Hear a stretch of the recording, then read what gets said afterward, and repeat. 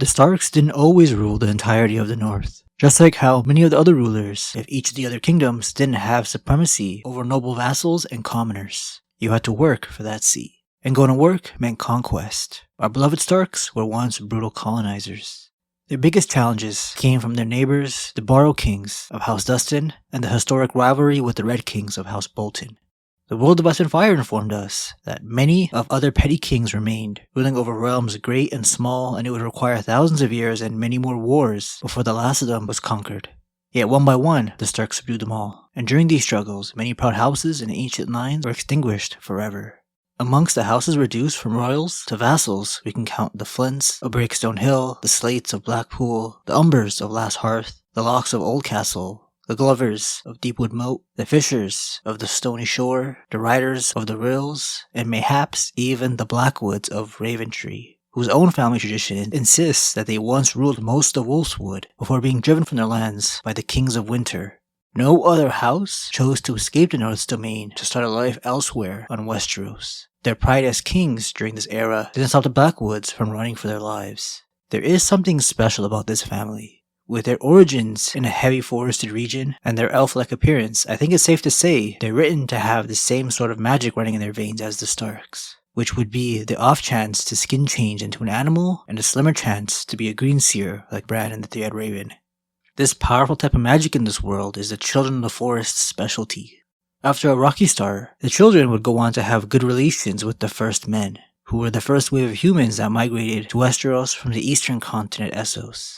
Teaching them about their magic would be a little dangerous for them, because the children didn't physically match up against the First Men like the Starks and Blackwoods. Magic and a long lifespan was all they had going for them, but they did teach the First Men about their old gods. And soon, everyone became a follower, worshipping the carved weirwood tree with faces on them. This religion didn't stand the test of time, with the vast majority of nobles converting to the faith of the Seven. The Northerners and Wildlings kept the old gods, and even the Blackwoods, who would feel the pressure to convert, now being a Southerner. The Three-Eyed Raven's real name is Brennan Rivers. He's a bastard of a Targaryen king and a lady from House Blackwood. He got the bastard identifying surname Rivers because his family escaped the north and settled in the Riverlands, the kingdom just south of the north, and it's where they would remain until the current story. If the Wolfswood is still left untouched by man's desires to cut down trees, there's no doubt that Children of the Forest dwelled here, and they're damn good at staying hidden, so it could very well still be there, at least a few of them to this day. But the Wolfswood now belonged to the Stark's underling, House Glover. House Glover and the large wolves roaming here. House Blackwood were able to eventually carve out a piece of the Riverlands for themselves, still being one with nature, named their seat Raventree Hall, ruling as kings once again. But all around them was competition. There are two very different versions of what happened in this past era of the Riverlands that the Blackwoods settled in. Don't worry, it'll be very clear which one was made up. If the Blackwoods just escaped the Starks' wrath, they wouldn't have the strength to take on any other kings in the Riverlands. Their closest neighbor in the Riverlands became House Bracken. A few thousand years back, the Blackwoods claim the Brackens were petty lords, renowned for breeding horses. Rather than pay their king his just due, they used the gold their horses brought them to hire swords and cast him down. The Brackens who ruled over Stonehenge say the exact opposite went down. They were the ancient kings who were usurped by their vassals, the Blackwoods. Since the Brackens are the scheming, conniving assholes in this rivalry, just like how the Boltons are written as antagonists to the Starks, the Blackwoods retelling is the believable one. It seems like leaving the Wolfswood behind led to an eventual fall of their magic. Being born with skin-changing abilities isn't enough. You need some knowledge and lessons in understanding what's going on when you leave your body to enter the mind of an animal. We see firsthand what it looks like when you don't have a wizard mentor guiding you along the way. All the Stark kids are wargs, even Robb, even Sansa. But only Bran is aware that him entering his direwolf is no dream, though Arya and Jon are starting to slowly figure things out. The Brackens and Starks aren't the only ones with this ancestral religious magic. Some of the ancient enemies of the Kings of Winter were powerful wargs before being defeated. Instead of honing their magic, the Blackwoods had on and off wars with the Brackens over territory for a millennia. The Brackens, always taking things too far, disgraced the old gods, who they used to follow by poisoning the massive weirwood tree at Raventree Hall. Weirwoods never truly naturally die in this world. Wouldn't be very godly of them to do something so beneath them as death. The Bracken's poison is slowly turning the tree to stone. Hasn't happened yet, even though the defacing happened over 500 years back. The 5th book tries to make this mysterious hint at ravens constantly returning to this poison tree, meaning something much more symbolic. It could be a theme thing, with the house sigil depicting ravens around a weirwood, or a magic thing, because a piece of a skin changer will always stick with an animal for as long as it lives. The 3-eyed raven may have spent little to no time at his mother's home because he was raised in King's Landing, but who else would have such deep interest in this location that would be able to enter the mind of a raven? I've been watching you. All of you. All of your lives. With 1,000 eyes and one.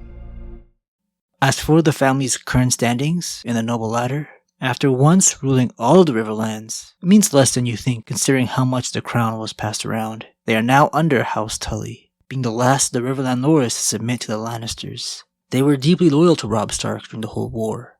There's no hard feelings with the Starks either. Eventually, a Blackwood would even marry into the Stark family, and it could be how these 5 kids got their warging powers.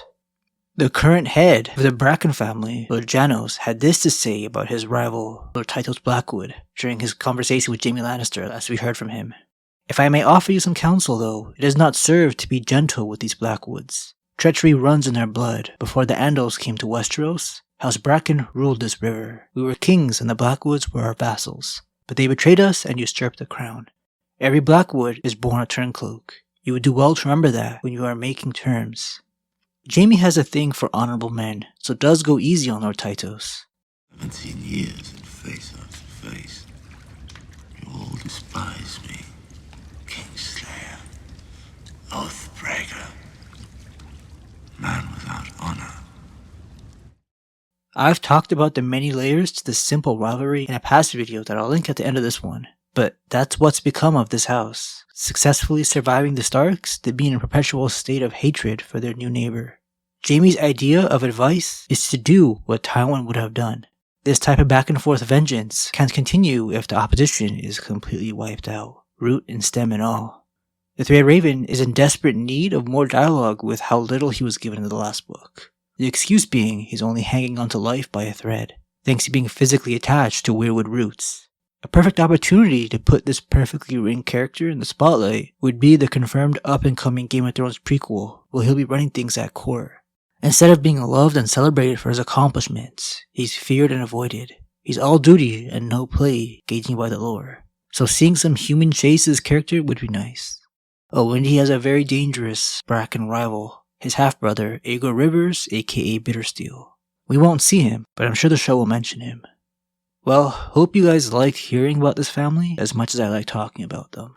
I'll see you guys soon. Thanks for watching.